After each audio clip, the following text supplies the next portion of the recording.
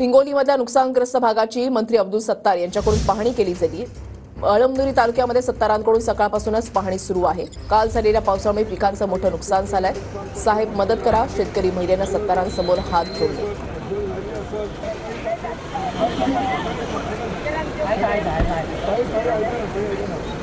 ज्या ठिकाणी नुकसान झालेली कोणताही शेतकरी नुकसानपासून वंचित राहणारी घरं पडली असत, बदल झाली असत किंवा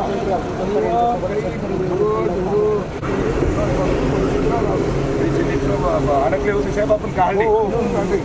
युद्ध पातळीवर तातडीच्या ठिकाणी ज्या ठिकाणी अशी परिस्थिती निर्माण झाली त्या ठिकाणी सरकारच्या माध्यमातून शासनाच्या माध्यमातून सर्व मदत केली जाईल असं मी आपल्या या जिल्ह्याचा पालकमंत्री म्हणून या राज्याचा मंत्री म्हणून आदरणीय एकनाथ शिंदे साहेबांचं माझं जे बोलणं झालं त्यांनी मला तातडीने जाण्याचा मी रात्री 9:30 ते 11:30 पर्यंत आम्ही सर्व या मीटिंगा घेतल्या। आपत्कालीन परिस्थिती ज्यावेळेस निर्माण होती त्यावेळेस तातडीची मीटिंग बोलून जिल्हा अधिकाऱ्यांनी सर्व विभाग प्रमुखाला बोलवलं आणि सर्वांवर जबाबदाऱ्या दिल्या।